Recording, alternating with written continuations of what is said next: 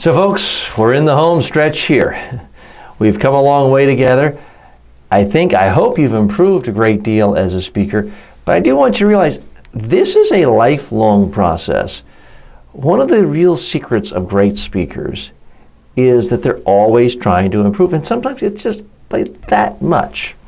One of the secrets of great speakers is that they use every single speech they ever give as a focus group, a little practice for their next speech. They're always asking people, what did you like about this speech? When someone comes up afterwards and says, hey, good job, good speech, they don't just say thanks. They say, what do you remember? What stood out? What stories did you like? And they use that. It's valuable focus group research to make the next speech a little bit better. And sometimes it's virtually the same speech. Ronald Reagan gave many of the same elements of his speech from 1964 to 1980. Different versions of it again and again and again until it improved, refined, got better and better and better. Al Gore gave his Inconvenient Truth speech many, hundreds, if not thousands of times before it was turned into a movie and became a huge, huge success. So always try to learn from your speeches. The other thing I want you to do is to try to challenge yourself. A lot of times we pigeonhole ourselves. We say, well, I'm okay speaking to 100 people, but I can never speak to a huge trade association of 500 or 1,000 people. I can speak down here, but I can't be up on it. We put all these little constraints on ourselves. Here's the secret.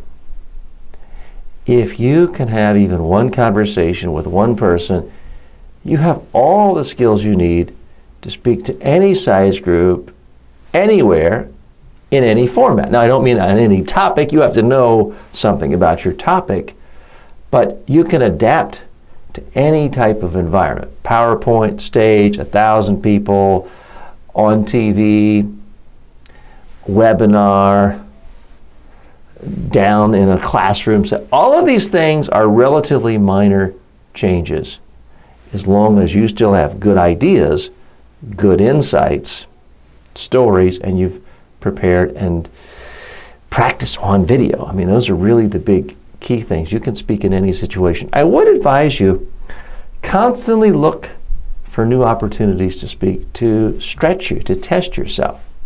For many people, it's simply the size of the audience. And my clients tell me all the time, TJ, I'm comfortable in front of small audiences. I get really nervous, uncomfortable in front of larger audiences. Well, speak to large audiences regularly and you won't be as uncomfortable. And everything is relative. I had a client I was working with recently running for political office, and he said to me, TJ, I'm very comfortable speaking to small groups, but I get nervous in front of large groups. I said, everyone says that. You're completely normal. That's the most normal feeling in the world to have. But then he said something a little different. He said, yes, TJ, I'm very comfortable speaking to small groups of 5,000 people. But when I speak to large groups of 100,000 people, I get nervous and uncomfortable. I said, well, that's a little different. He happened to be running to head up the government in the largest democracy of the world with more than 1 billion people in it. So the scale of the audiences were different. But the basic feeling was the same, the sense that I'm okay here, but not here. The reality is you speak the same way. These days with microphones, with technology, with speakers, you don't have to project and yell to people 1,000 feet away. Now, maybe 100 years ago, no speakers, no microphones, you're on the stump. You would literally have to stand on the stump and speak and yell so that farmers in the cornfield could hear you. But for the most part, that's not the case.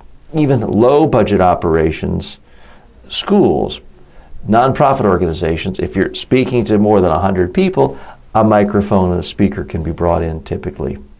So I do want you to challenge yourself. If you've never given a PowerPoint presentation, don't turn down the opportunity just because you don't like PowerPoint or you're not comfortable with it. Have someone help you come up with PowerPoint slides and do that. If you've never given an after-dinner speech, something a little entertainment flair, that may take you out of your comfort zone of pure business. Do that. Perhaps you really feel comfortable in many, many ways, many different venues, and you still want to expand yourself. Try doing stand-up comedy. That's the ultimate in public speaking challenges, because in stand-up comedy, your audience is expecting you to make them laugh every 5 to 10 seconds. And if you don't do it, their attitude is, I'm not happy with you. So I have tremendous respect for stand-up comedians. So try it. Even if you bomb, it's still a good experience. If nothing else, it'll make your regular speaking experiences seem like a piece of cake because the expectations are so different. If you're speaking to a normal business audience, to a group of investors, clients, customers, the only thing they're thinking about is, oh my God, I just hope TJ doesn't bore us to death. So if you can deliver something that isn't boring, most audiences are really happy. And that's the beauty of at least attempting stand-up comedy, in that if you bomb, going back to regular speaking engagements are going to seem really easy in comparison. And if you do get a few laughs, it will give you a tremendous boost in confidence to your speaking. Now, I'm not suggesting that you try to be a stand-up comedian in front of your board of directors when talking about subpar quarterly results. But an occasional little sprinkle of humor in any presentation you give most of the time is appreciated. Now, if you're announcing a huge disaster involving injuries and deaths, no, that's not the time to do it. But for many, many business presentations, if you can just sprinkle a little bit of humor throughout, it's going to make people a lot less likely to sort of, oh, when is this guy going to finish here? It's going to make them less likely to reach into their pocket and start checking email. So that's why practicing with stand-up comedy, even if it's just with friends, even if it's just for the open mic night on a Monday night, can help you. But it doesn't have to be that. Perhaps it's being the master of ceremonies for a local civic group, handing out awards. That's a different type of presenting. Perhaps it is being the head of a panel discussion, being a moderator at a major trade association. Maybe you're comfortable when you have the stage yourself, but if you have to be the moderator and there's 4 people who are more well-known, more well-respected than you are, that might be intimidating. Every speaking opportunity you have is a little bit different. Being a panelist seated is different from being the keynote speaker standing, and yet it's still the same. A lot of people make the mistake of saying, oh, I'm just on a panel, that's no big deal. So they don't prepare, they have a few handwritten notes on a napkin, and they start off by with, well, I wasn't really sure what to prepare here, and blah, blah, blah, my way over here. And they're wasting time talking about their preparation. What they should be doing is saying something interesting for the audience. Anytime you're speaking, whether you're the moderator, whether you're the panelist who's been given 3 minutes, whether you're the keynote speaker and you've been given 2 hours, anytime you're speaking, you need to be in the moment because your audience members are listening to you.